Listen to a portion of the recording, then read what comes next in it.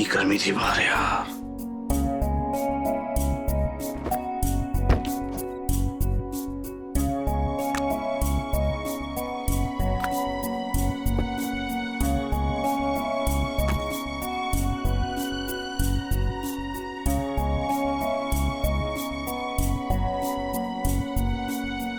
AC क्यों नहीं चल रहा? सैली, ये सूफी का बच्चा।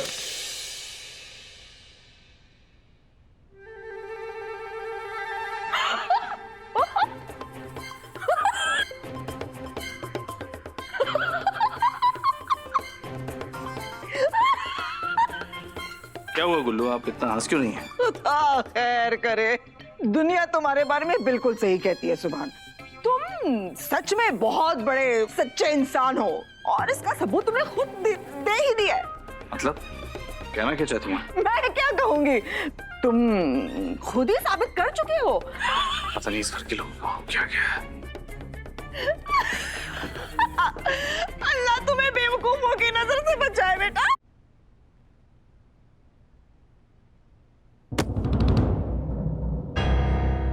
देख के नहीं चल सकता तू?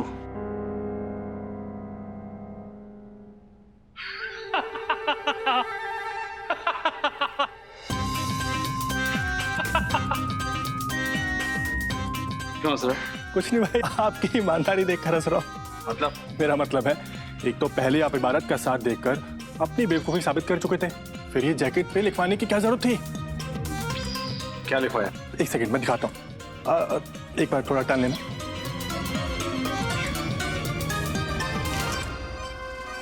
ये देखो भाई, ये क्या है?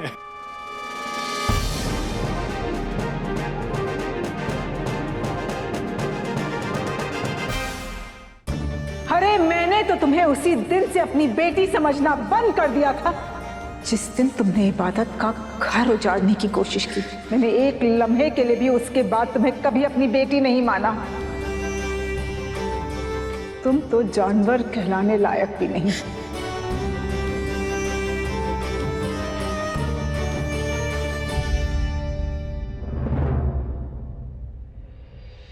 मुझे आपसे कोई बात नहीं करनी अम्मी। किस मिट्टी की बनी हो तुम?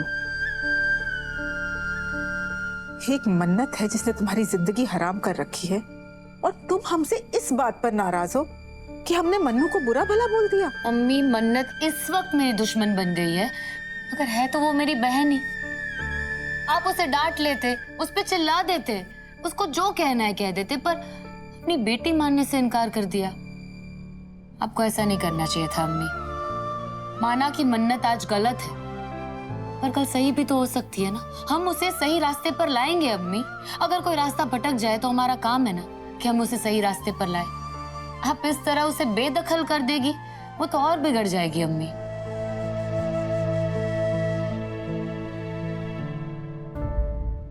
इबू बेटा, तुझे क्या लगता है कि हमें मन्नत पर गुस्सा कर सुकून मिलता है? ऐसा नहीं है बेटा, हमने अपने इन हाथों में पाला है उसे। हमारी आंखों के सामने बड़ी हुई है वो बेगैरत। हमारी नाराजगी उससे सिर्फ इसलिए है क्योंकि वो हमारी सुनती नहीं है। और इबू, तेरे साथ जो वो सुलूक कर रही है ना, उससे हमारा दिल बहुत चलता है। और अफसोस तो इस बात का है कि मन्नत कुत्ते की दुम हो चुकी है, कभी सीधी ही नहीं होती है। अम्मी बिल्कुल ठीक कह रही हैं। अम्मी उसकी नानी है, मैं उसकी माँ हूँ, तुम उसकी बहन हो। ये रिश्ते उसे खुदा से तोहफे में मिले हैं, लेकिन इन रिश्तों की उसको कद्र है ही नहीं। अगर उसने इन रिश्तों की कद्र नहीं की ना, तो उसे दुनिया से रुसवाई और जलालत के सिवा कुछ नहीं मिलेगा।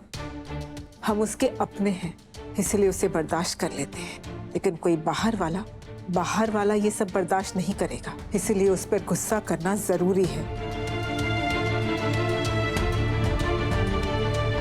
आज तुम्हारी जिंदगी में जो कुछ भी हो रहा है ना, वो सब मन्नत की वजह से हो रहा है।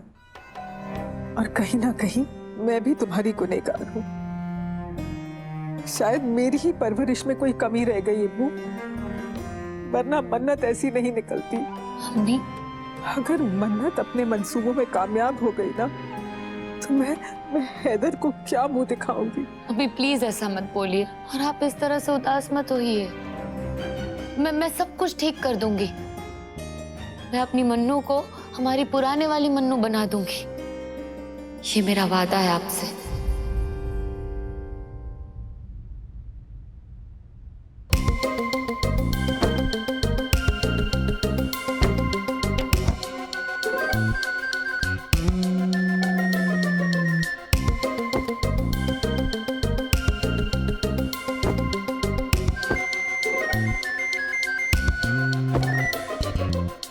ये इबादत ने ठीक नहीं किया। इबादत को मैं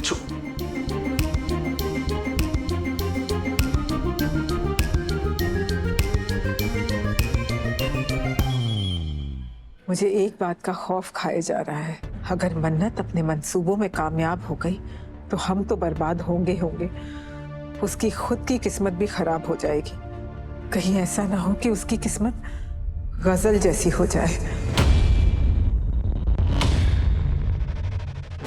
ये तू क्या बोल रही है दुआ? तो मैं और क्या कहूँ अम्मी? मन्नत की फितरत से मुझे गजल की बू आती है। गजल एक ऐसे शख्स के प्यार में पागल थी जो उसका था ही नहीं, और मन्नत एक ऐसे शख्स के लिए पागल हो रही है जो किसी और का है। गजल से नफरत थी मुझे, लेकिन दिल में कसक थी। वो मेरे शौहर के लिए तड़पती थी जो उसे कभी मिल नहीं सकता था।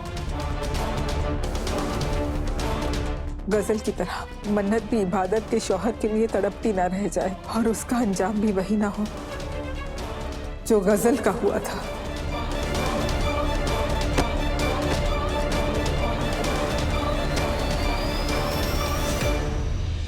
अम्मी ऐसा कुछ नहीं होगा अम्मी। मन्नू बहुत जल्द सही रास्ते पर आ जाएगी। बहुत जल्द उसे अपनी गलतियों का एहसास हो जाएगा अम्मी। फिर हम एक अच्छा सा लड़का ढूंढेंगे उसके लिए, फिर उसका घर बस जाएगा। पता नहीं मेरी मन्नत की किस्मत में क्या लिखा है। दुआ, उसकी तकदीर चाहे जो भी हो, मगर एक बात तो तय है कि मन्नत की तकदीर में तेरा और इबादत का साथ लिखा है। और तू देखना, तेरी नेकियों का सिला खुदा मन्नत को जरूर देगा। मन्नत उस मक्कार गजल से बहुत अलग है दुआ, और मन्नत की किस्मत वो गजल से कहीं ज्यादा अच्छी है। उसके साथ ऐसा कुछ नहीं होगा जो गजल के साथ हुआ है। होगा दुआ की बेटी के साथ भी वही होगा जो मेरे साथ हुआ था। फर्क सिर्फ इतना होगा कि मुझसे कहीं ज्यादा बदतर होगा, क्योंकि उसकी किस्मत खुदा नहीं मैं लिखूंगी।